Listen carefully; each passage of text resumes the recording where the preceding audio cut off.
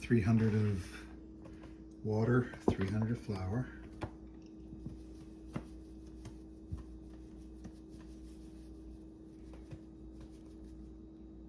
Up and let it sit in a proofing box at 74 degrees or room temperature overnight until it gets like super foamy, almost all the way to the top. So when it's all big and fluffy, like marshmallow fluff, then just take 500 grams of there. And 500 grams of water.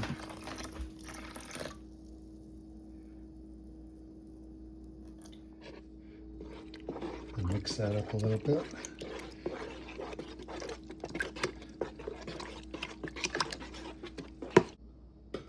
$775 grams of flour.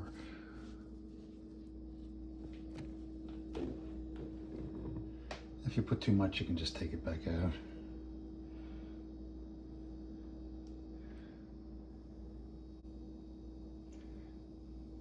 Put in any kind of combination of white and whole wheat, oats, and cooked rice, and spelt, all that stuff. Any combination up to 775 grams, and 17 grams of salt.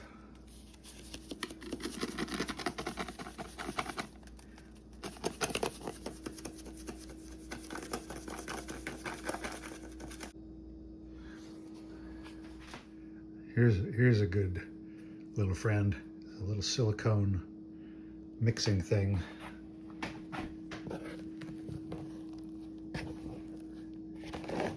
Which scrapes off the sides too, and also lets you mix it up.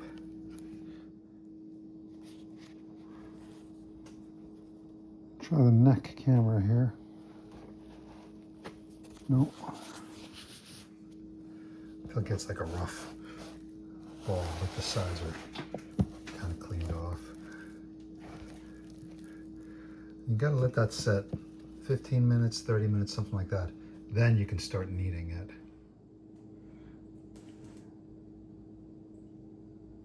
So you gotta keep a lid on in the summer because the fruit flies will come try to eat your sourdough. And you can just use that little silicone scraper. Kind of comes off pretty easy anyway. But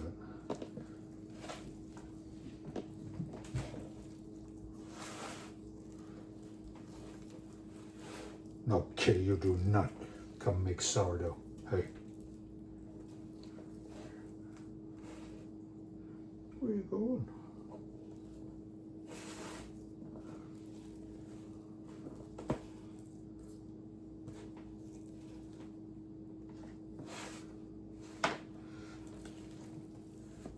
And so there's a whole bunch of different motions that can do it, but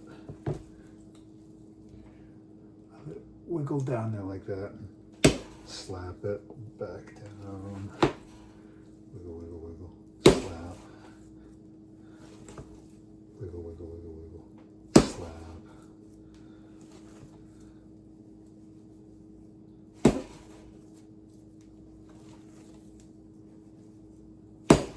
It starts getting kind of rubbery pretty quick.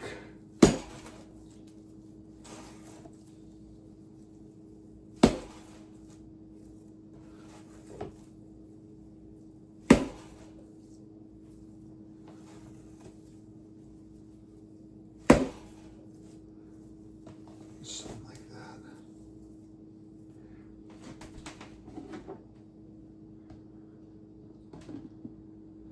And if you're going to cook it the same day, you should do that 2 or 3 times, you know, come every half hour, every hour, or whatever. But if you're going to do it the next day, that's a good time to put it in the fridge just after you just knead it once.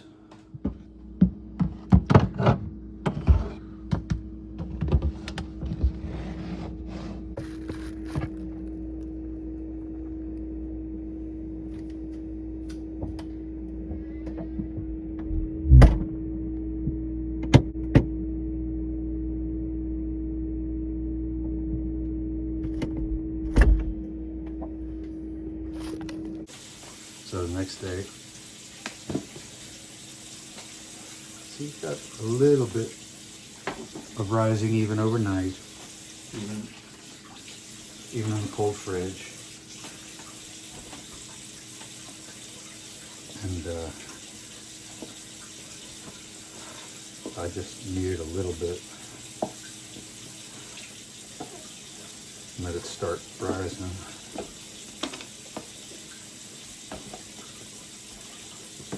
So it's already getting rubbery, so you don't really need that scraper anymore. Shake it down there a good bit. Whap it down like that.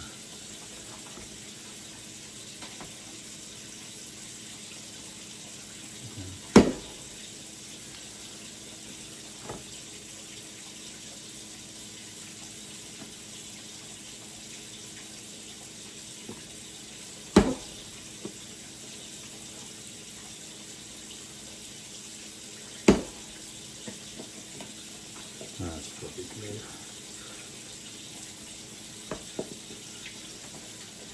And I'll put it in that proofing box at 84 degrees or 86 degrees for 1 hour or 2 hours, and then shape it.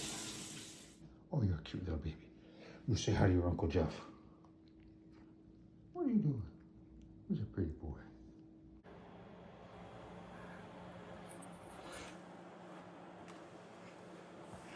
That's a proofing box. Like 74 degrees for starter and 84 degrees for proofing dough. Why not 86 though?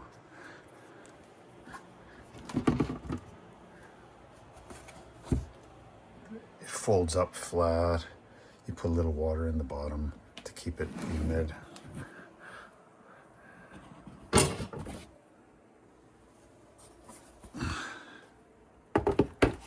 And check back in an hour. Okay, so this is about an hour and a half. I think that's good. Maybe 2 hours would have been like a little tiny bit puffier. But so then you just, get a good bit of flour on there.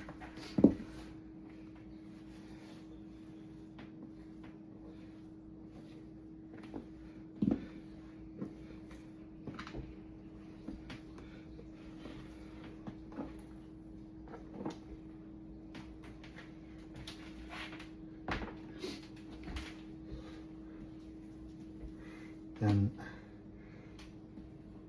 so this is the double recipe. So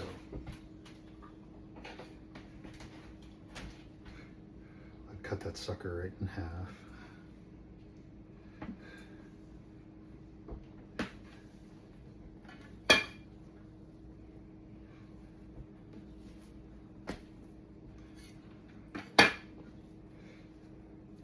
And just let that sit for a little bit.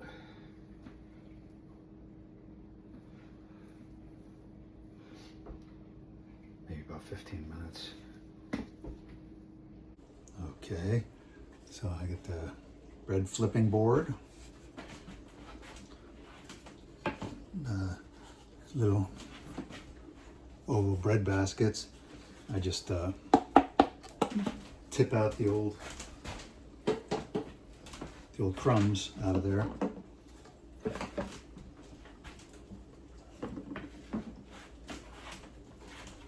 Just get these things ready with some flour. Oh, we don't need that yet, but you need a fair amount of flour in the bottom of the bread mold.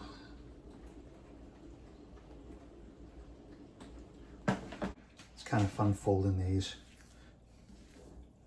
So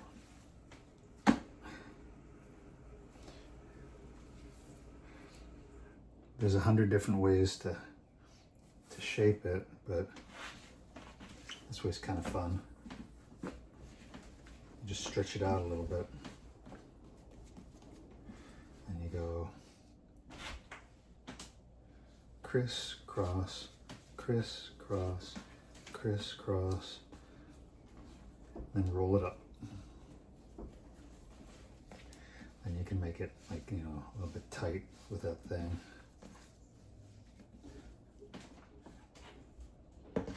And then just put it just the way you had it right there. Right into the thing, not upside down, just put it right in there.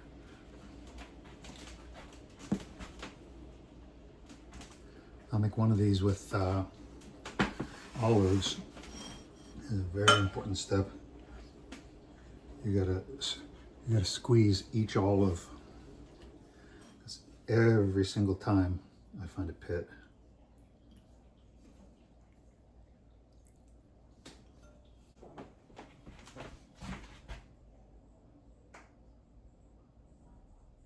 Cabernet and herbs. All right, I just bought whatever they had there.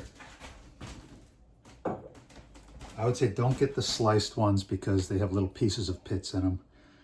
Maybe you like just plain old Kalamata olives better. Maybe you like these ones with the herbs and the olive oil and all that stuff in them. Still trying to find the best way to spread little things inside the bread dough, but it seems like somewhere around a cup of olives or chocolate chips or nuts or any of that stuff, about a cup goes pretty well. I've just been doing it like this though. Like I put some on each side.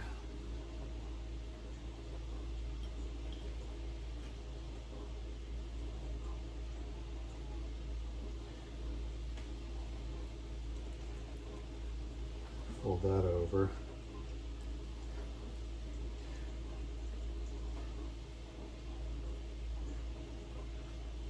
And I put the rest in.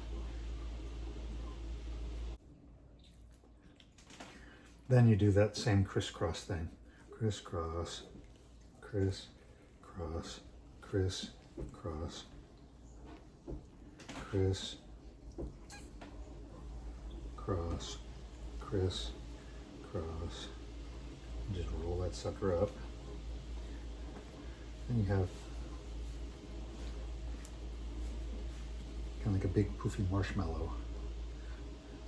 Nice and bouncy.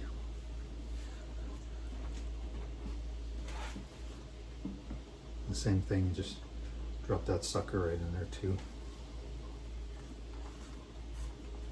And these go right down to the proofing box.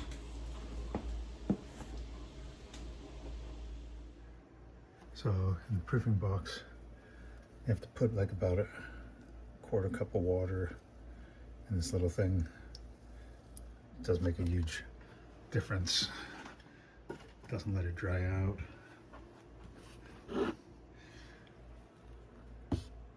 And just drop the bread in there.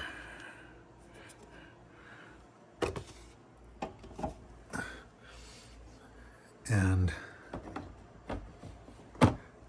same thing, maybe an hour, maybe an hour and a half. 86 is probably fine. And one for the monkey. So I have one of these ceramic covered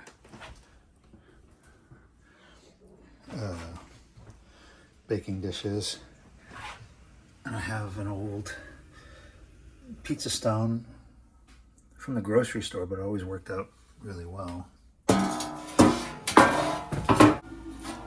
I put that in there.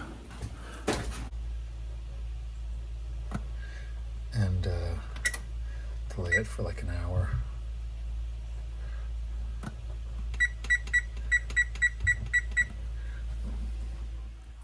I was a little slow getting these, had a couple of phone calls, but after more like 1.5 hours, just have this thing all floured up.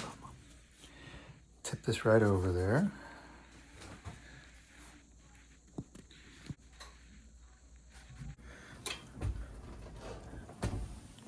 So I just pull that out.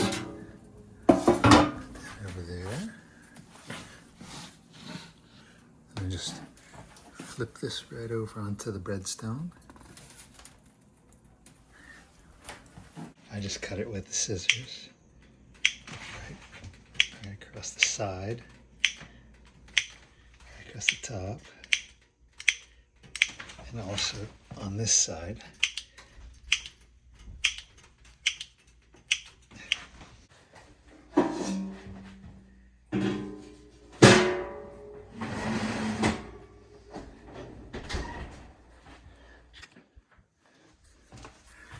Cook that for 20 minutes. So now, done. And yeah.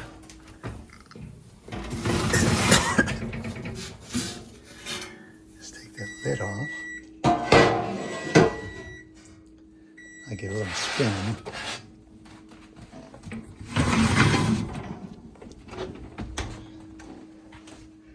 Put in for another 20.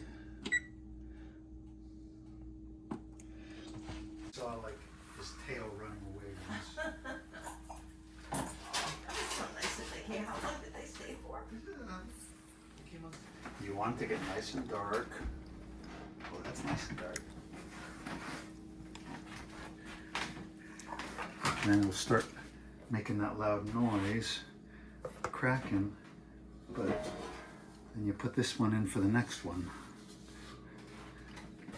And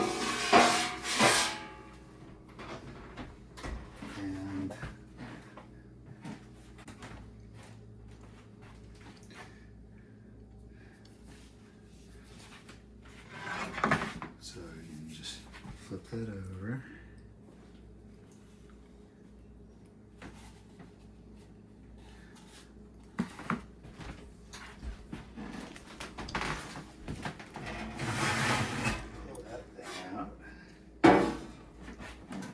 Flip this right on the middle here. Cut it down one side, down the top, and down the other side.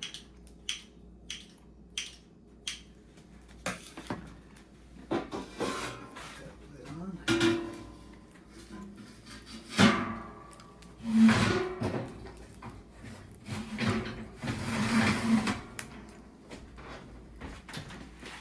And 20 minutes each time.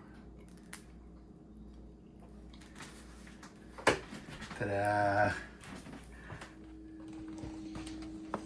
Okay, and there's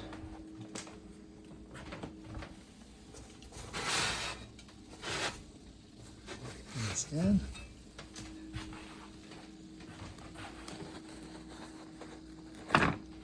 Here's olive bread and just a regular sourdough.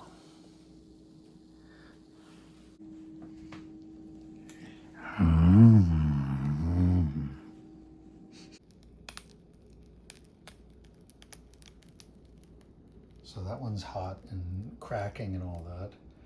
This one's been out for 40 minutes, so it's ready to cut up and eat and all that. And I just keep using the same Ziploc bags for months and months because sourdough does not seem to go bad, and the bags, I don't want to jinx myself, it's never gotten any mold in it. I think the lactic acid and